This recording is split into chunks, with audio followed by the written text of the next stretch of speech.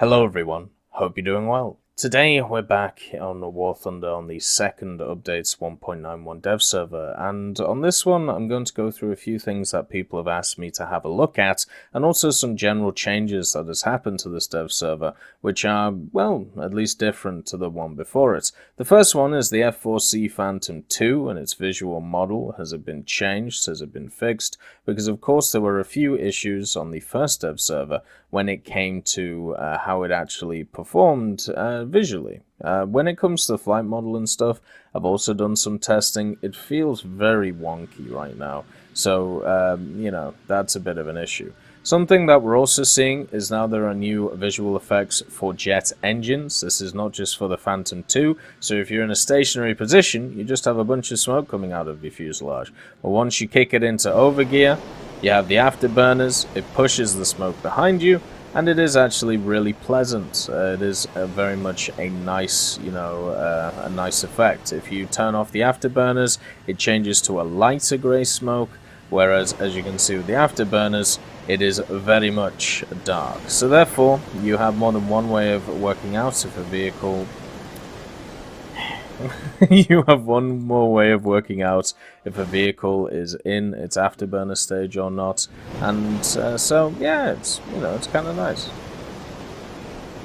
kind of interesting. You can't actually fire on the ground, but obviously the wheel is in the way. So let's just get in the air and make sure to try and pull this thing up. Come on, baby. There we go. The other thing is you can actually centralize your radar if you feel like. You can see it on the side there. And then, of course, you can blip it out to 370 kilometers if you want to be a complete madman. So you can focus your stuff. On top of this as well, the flight model feels extremely floaty right now when it comes to this F4. And this might just be at lower speeds. Also, they have increased the accuracy of the Vulcan, but at the same time, they've given it the JU388 syndrome. Do you see how the cursor is not lining up with the sight? Do you see how it's not in here either? So I am looking straight with my cursor, but my gun is firing low.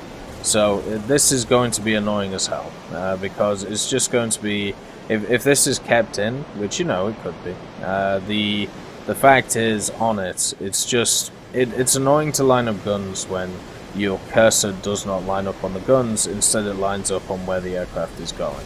So yeah, the convergence is definitely an issue on the aircraft. You can see the black smoke here, and now it's more like light grey, obviously going into Mach 1. And we're going to try and just stay out of it. And the other thing someone asked me to have a look at is the new bullpups. This is the C version instead of the B version. And this is the configuration you can bring them in. So you can bring them with some air-to-airs, AIM-9Bs, also the Vulcan, which is there on every configuration. And you can bring 2 of them. So you can actually bring more of the B version than you can of the other version. So I would actually just bring the others instead of this one. And let's just fire one. Unfortunately, I have stuff attached. And I was absolutely miles away as well. But basically, the C's give you a little bit more when it comes to the general explosive damage of the machine. And yeah, it's all good. The rudder seems incredibly stiff on the Phantom right now. When you are pointing in a downward position. And yes, the good old elevator is a little bit floaty, but that's generally what happens with these models. So if you have a look, if you're pointing down like here, it's very hard to get your gun on targets just because of how the rudder works. So yeah, that is something to at least watch out for. And you can see where my cursor is and where the guns are actually going, completely different places. The last visual effect, which is nice that they fixed, so they reversed how the afterburning effect works. So if you see here, it opens up when you have the afterburner, and then when you turn it off, it closes up. So this is perfect, this is how it should be, and therefore it is lovely to see. So yeah, they've changed a lot of stuff on this Phantom 2. Some for the better, some for the worse in my opinion, but overall it is at least some changes. and we'll have to see how it affects in-game. I know a lot of people are very interested in its speed. I'm much more interested in its secondary capabilities, such as the ordnance it can carry, and also the fact that now its gun doesn't match up with where you're looking. So yeah, that to me is a much bigger issue than how fast it can go. Perfect. Right, let's have a look at some other stuff that have changed on this dev server. One thing that I didn't cover in the first one, but I should have, is the engine sound. So this is kind of an interesting one. So I got my Tiger 2 here, and obviously they've made it so in any ground vehicle you can turn off your engine. Now all of these have their own different sound effects, and I'll show you using an Abrams and then using this. So here's the Tiger 2. You can hear its engine. It's very loud. It sounds incredibly good. This is what it sounds like when it turns off. Simple as that. And you'll see that in the middle there is this red spanner and a counter counting down. Now this is technically your electronics, or the charge from a battery, which is powering your electronics while the engine is off. So you can see if I turn my turret, it actually goes down a lot quicker, meaning that the battery, if kept decreasing once it hits 0, you're actually going to lose some functionality when it comes to the machine. So you can see how quickly we're moving about with the turrets. Not crazy quick, but you can see a definite difference where we've changed from electronic drive to manual drive. And once we kick back up the engine, which you can hear there, now it goes back up, and you can see that the turret is moving much quicker now. So there's now this effect of, actual electricity going on and some form of alternator in the machine, and look how slow it goes. You turn the engine back on by hitting the W button, or, just hitting the engine start button again, which should be the same as your engine stop button. So that's how it works on the Tiger 2. And now, if you have a look on other machines as well, it seems to work like this just across the board. At least everything that I've tested so far, this is how it has worked. Where if you turn the engine off, it starts draining power. Once you run out of power, you run out of energy on your systems. The only question is, what actually affects this system? Does night vision affect the system? Does thermal affect the system? And that is stuff that I haven't done extensive testing on, but it is something that I am interested in. Another thing is they've changed slightly how night vision and stuff works. We'll get into that in a little bit. But first of all, I'll just show you. So this is the M1 Abrams engine when it's on standby. This is what it sounds like.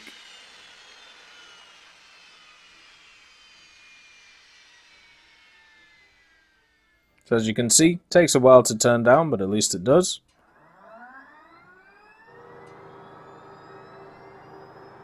And that is it, back up and running. So it sounds wonderful. It really does sound really nice. But one thing you will see is that the electricity is drained incredibly quickly in the Abrams, and I think it might be to do with the fact that it has thermals. And I don't know whether the night vision makes it, cut down quicker, or whether the thermals makes it cut down quicker. It's kind of hard to tell. The main thing that seems to affect it right now is gun elevation and gun horizontal traverse. So as long as you keep those stable, you shouldn't actually, run down that quick. Whereas with thermals, it seems to be about exactly the same. So that's not really affecting it at all. It's just the maneuverability of the turret. And even when you have 0 power, you can see it is decreased in the Abrams, but it's still pretty good. So, yeah. You can see the difference, though, when it comes to it. Obviously, engines also boot up incredibly fast, so you don't really have to worry about that too much. They have made it super simple in how to turn off the engine, how to stop, and, all of that good stuff, so... Yeah, that's the engine turn off and on, and that's also the limited tests when it comes to what affects it. The next one was the Ariete. So a few people pointed to the Ariete to have a chat about, and you have the Ariete PSO that we've already gone over, so it has the extra armor protection, and then it gets a secondary modification for even more armor protection, And then the Ariete, the standard one, at 10.0, also gets some form of war pack. This comes in the form of a war kit for rank 4, and when you uninstall it, you can see it as, there's nothing on it, and we'll go through the general main areas it seems to affect. So you can see you got 20 millimeters on the front here, 20 on the side, and then you've got about 10 millimeters here. Once you add on or install the war pack, what happens is you get this beefy front on the turret. So that includes 70 millimeters of composite screen on both sides. Then you've got it around the gun mantlet, a little bit on the top, and then you've got 70 millimeters on the front side of the turret, and also this 70 millimeters here. So what it seems to add is a massive amount of composite screen to the front of the turret, so you can actually see where it kind of gets added onto it here, where the holes are, and a little wedge on either side. So yeah, this is it with it, and then let's just do it without, so you can just see the difference. And so yeah, you're just getting a lot more armor on the machine. So this is it naked, let's say. We'll do a side profile, and then if we have a look at it with the war kit, you can see this big chunk is added to it. So it's the big chunk, and then it's the sides here. That seems to be the main differences between it, meaning that it will have a little bit more armor than it did before. Obviously, the armor statistics are a little bit all over the place on the dev server, so there's not really much point in going through that stuff. It'll just give you kind of false hope. The ISU 152 has actually been reduced in BR, so that's nice. It's down to 5.3 now, so good luck with that, whoever wants to play that. And then you have the map rotation idea. So you know how we talked about Gaginer adding in this preferred map mechanic or map rotation mechanic?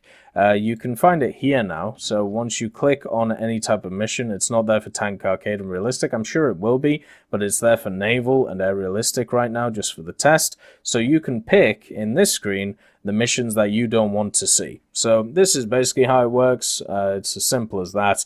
Let's say I don't want Operation Spain. Instead of Alternate History Spain, I can just click ban. So therefore it is banned. Now I can dislike this one, I can dislike this one, and let's say I dislike that one. So that is all of my things used. You can dislike 3 maps and ban 1. If I want to revoke it, all you have to do is either click here or you click here, and that makes it, revoked. So it's a very simple system, very much point and click. Really like the system, and it gives you all versions. The only thing that I think a lot of people are going to be annoyed about is if you look at Operation Iskra, Ladoga, and Lake Ladoga, all of these are very similar maps. They're all based on the same area, so I feel like some people would want to ban all 3 of these, but instead of being able to ban the whole entire map, you're only able to ban a specific form of that map. So I feel like that might annoy some people, but that's okay. It's not the end of the world.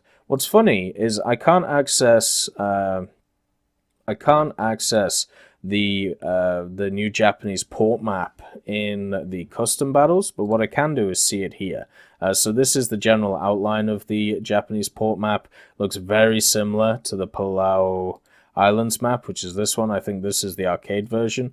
So you have, the big chunguses around Charlie fighting it up. You got the slightly larger ships around Bravo, and then you've got the really small area for these smaller boats. So that seems to be how Japanese port's going to work. So very similar layout to Palau Islands. So yeah, all of those new systems, they seem to work really well, which is great. The other little bit of confusion was with the M4A1, because it was labeled the M4A176. Well, they've relabeled it the M4A175, and they've kept the little 75 on it. So that machine stays in the tree as it is, so now it is technically a unique vehicle. Wonderful stuff. Well done, China. The next one is there's no night vision during the day. So before, you could turn on night vision while you were around the place. It didn't matter what weather condition you were in. But let's say I'm in the Type 69, which is a BAS rating 7.7 vehicle for the Chinese. Stabilizer, APF-SDS, laser rangefinder, looking absolutely wonderful. And what you'll see is, whoop, why has it put me over there? If you see, it says only thermal imaging night sights are possible during daytime conditions. You might want to switch that around a bit there. Only thermal imaging night sights are possible during daytime conditions. That needs to be changed to nighttime conditions, but you can understand what they're saying, right? So the idea is the fact that, you can't use thermals or night sights during the day, because otherwise you would blind yourself, and also, you could maybe screw with the settings. And just to prove that this thing does have night vision, I'll just go into it in a night battle, just to show you what is going on. So there we go, there's night, and presto for the Type 69. Ding, ding, ding, come on. There you go. So it does have night vision, as shown. So it's just it's a simple limiting factor, and obviously in the game, it'll just be a, is this day? Okay, it is day, therefore you can't use this. Simple as that. So yeah, that's how that's working now. The next thing to have a look at is the Type 75. So the Type 75, the new 155 coming to the Japanese tree. It's also now called the self-propelled howitzer instead of an SPG. And it has a new shell. It also has a reduced reload. So you start off with the M107. You've got the VT shell that everybody's very happy with. And then you've got this shell just called the Type 75. And what it seems to be is a slightly higher muzzle velocity shell with about the same explosive mass to it.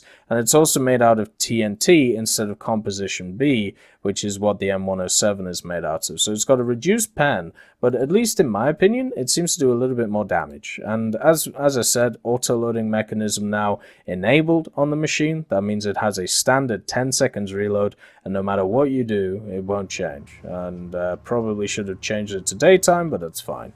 So we have the normal shell, which, god damn it, which can still donk people because you can hit cupolas and stuff like that. I don't know. I must have made that shot a bunch of times, over the last few days, showing how easy it is to do, at least at that range.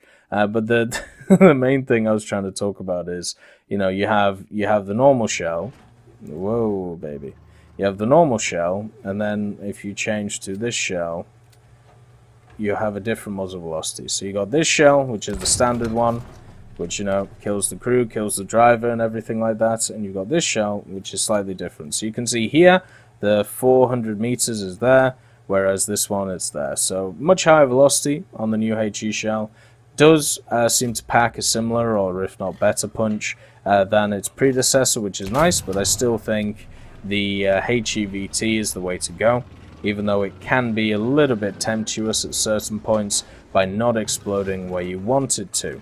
Overall though, does this really change the Type 75 that much? I don't think so.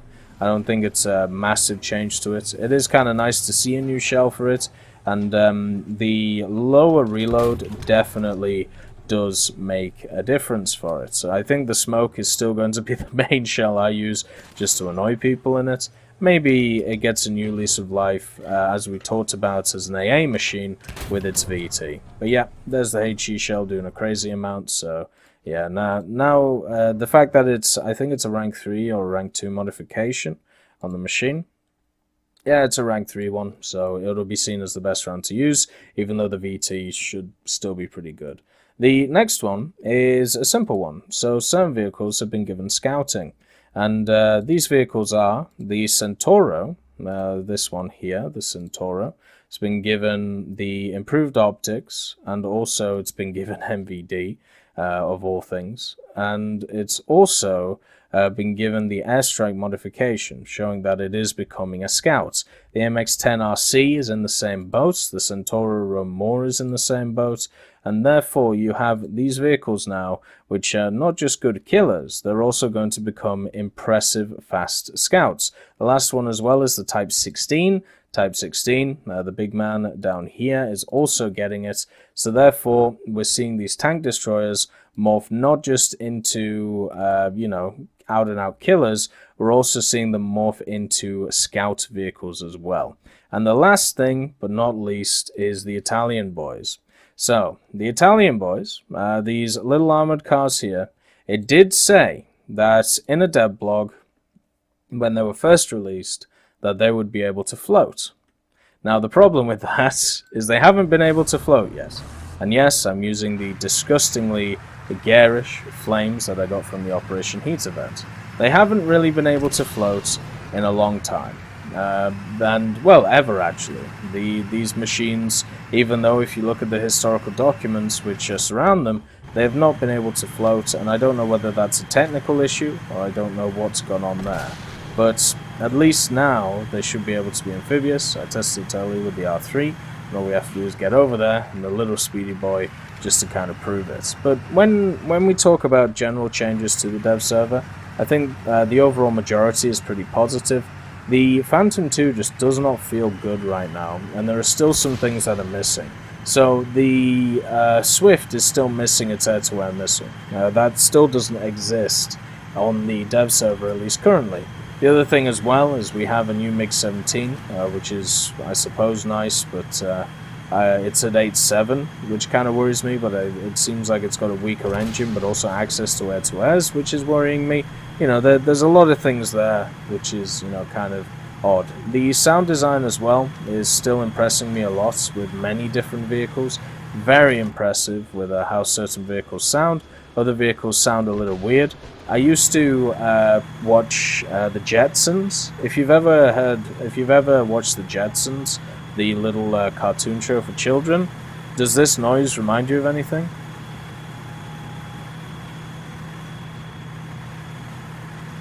Yeah, it's a little space car they had there. Woo! So, yeah, that's kind of interesting to see. The other thing as well, when it comes to other changes, is the Swift still doesn't have its cockpit, which would have been lovely to see, and I hope it gets there on launch. Other stuff as well, they've added some more game modes for Naval, an Enduring Confrontation game mode, which looks really fun. Going to be making sure to try and check that out on this dev server, and still not having access to the Japanese port map is kind of disappointing. I thought we'd be able to see that at some point on this dev server. So hopefully, with the changes made, I could definitely see the updates coming out soon, whether it's this week or next week, who knows. But the main thing is that a lot of stuff has been fixed or changed when it comes to stuff. So I'm going to leave you with this R3, and I'm going to show you exactly how it floats, because it is absolutely hilarious. So here we go.